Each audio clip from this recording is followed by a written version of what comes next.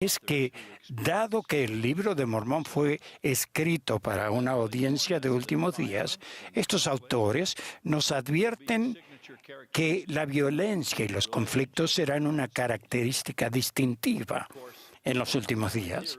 Por supuesto que mi teoría acerca de la contención de los últimos días no es muy original.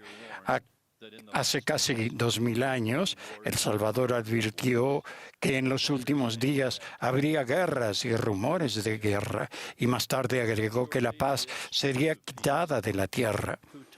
Con toda seguridad, este príncipe de paz, quien enseñó enérgicamente que la contención es del diablo, debe llorar junto con su divino Padre por aquellos de la familia humana que en nuestros días no tienen afecto y no pueden vivir juntos.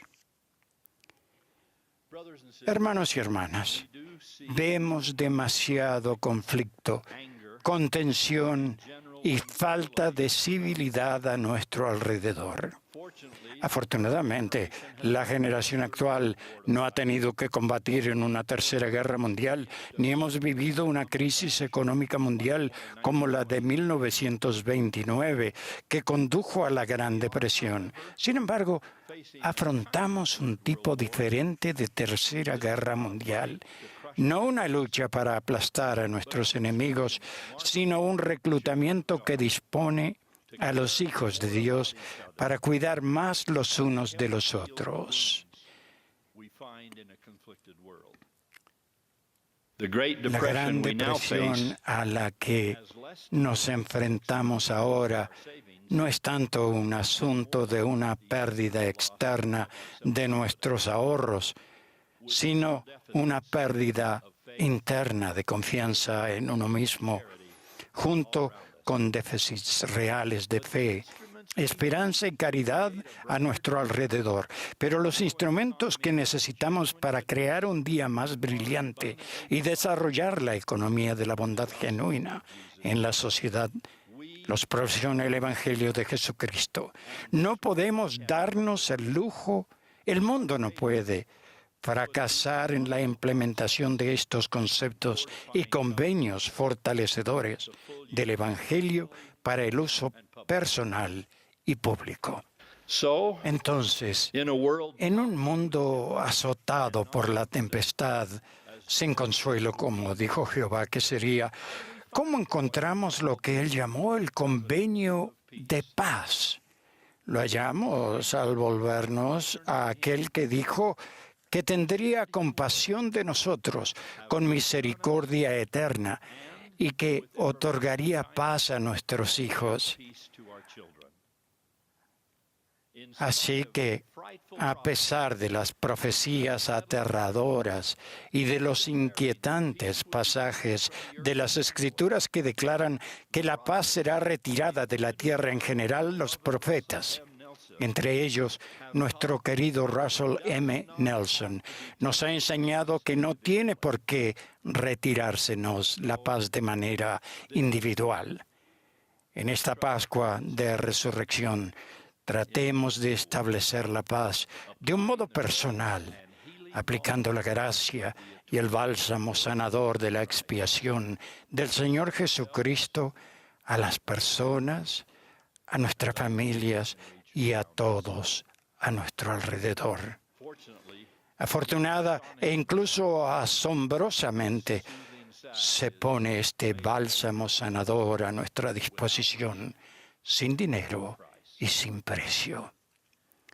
Esa ayuda es realmente necesaria, porque en esta congregación mundial hay muchos que luchan con cualquier cantidad de desafíos físicos, emocionales, sociales, económicos u otra docena de problemas. Y a veces no somos lo suficientemente fuertes como para enfrentarlos por nosotros mismos, ya que la paz que necesitamos no es como el mundo la da. No, para los problemas difíciles necesitamos lo que las Escrituras llaman los poderes del cielo. Y para acceder a esos poderes. Debemos vivir de acuerdo con lo que ellas llaman los principios de la rectitud. Entender esa conexión entre los principios y el poder es la única lección que la humanidad nunca parece aprender, dice el Dios del cielo y de la tierra. ¿Y cuáles son esos principios?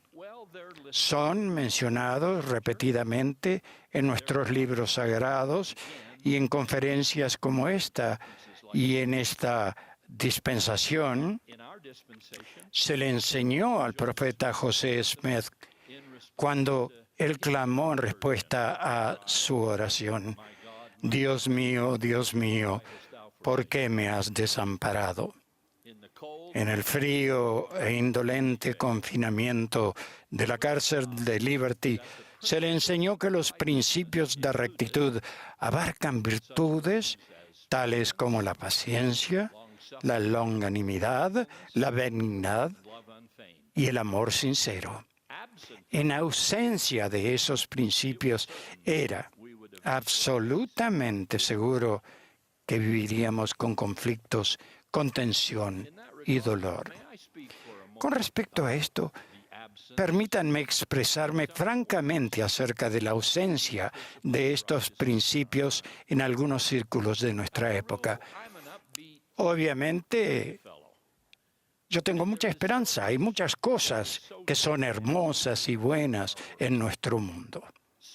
Contamos con mayores bendiciones materiales que ninguna otra generación de la historia, pero en la cultura del siglo XXI en general y con demasiada frecuencia, también en la Iglesia, aún vemos a personas en dificultades, transigiendo y rompiendo demasiados convenios y rompiendo muchos corazones.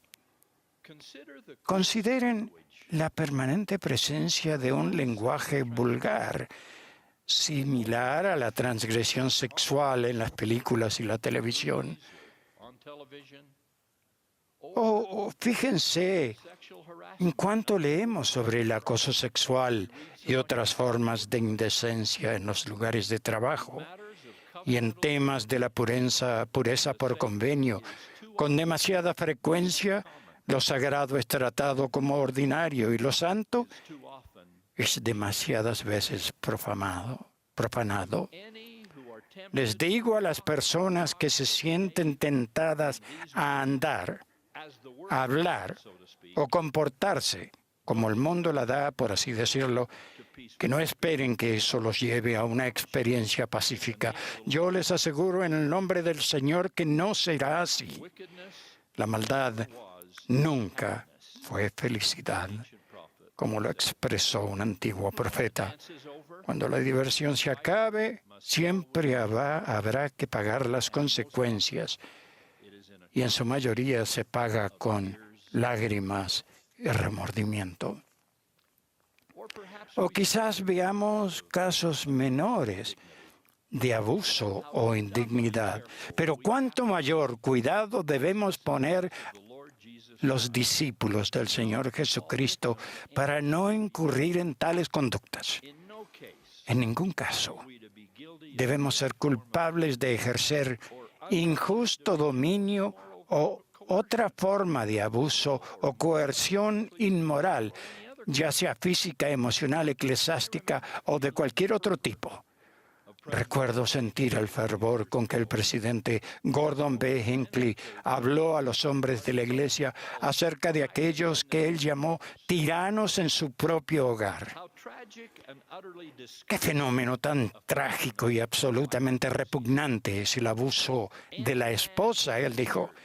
Cualquier hombre de esta iglesia que abuse a su esposa, la degrade, la insulte, que ejerza injusto dominio sobre ella, es indigno de poseer el sacerdocio. Es indigno de poseer una recomendación para el templo. Aún más infame, dijo, es cualquier forma de abuso de niños. En muchas oportunidades, otros hombres, incluso niños fieles de la Iglesia, pueden incurrir en la falta de hablar de manera poco amable, incluso destructiva, a aquellos con los que pueden estar sellados por una ordenanza sagrada en el templo del Señor. Todas las personas tienen el derecho de sentirse amadas, en paz y encontrar seguridad en el hogar. Por favor, que todos nos esforcemos por mantener allí esa clase de ambiente. La promesa por ser clase de pacificadores es que tendrán el Espíritu Santo como compañero constante y las bendiciones fluirán hacia ustedes sin ser compelidas para siempre, jamás. Nadie necesita una lengua mordaz ni palabras descorteses para cantar la canción del amor que redime. Deseo concluir donde comencé. Mañana es Pascua.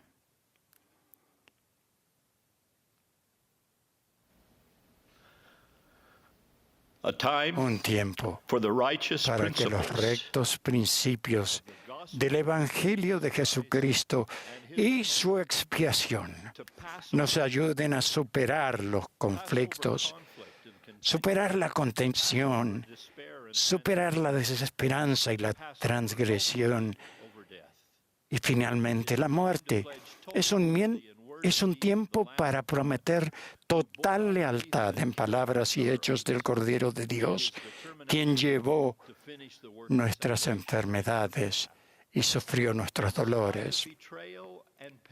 A pesar de la traición y del dolor, a pesar del maltrato y de la crueldad, mientras sobrellevaba los pecados acumulados de toda la familia humana, el Hijo viviente del Dios viviente pudo ver la larga senda de la vida terrenal, mirarnos y decir: la paz os dejo, mi paz os doy. Yo no os la doy como el mundo la da. No se turbe vuestro corazón, ni tenga miedo. Que tengan una Pascua de resurrección llena de bendiciones, gozo y paz. Las inconmensurables posibilidades de ella ya han sido pagadas por el Príncipe de Paz, a quien amo con todo mi corazón, cuya iglesia es esta y de quien testifico, así en el nombre del Señor Jesucristo. Amén.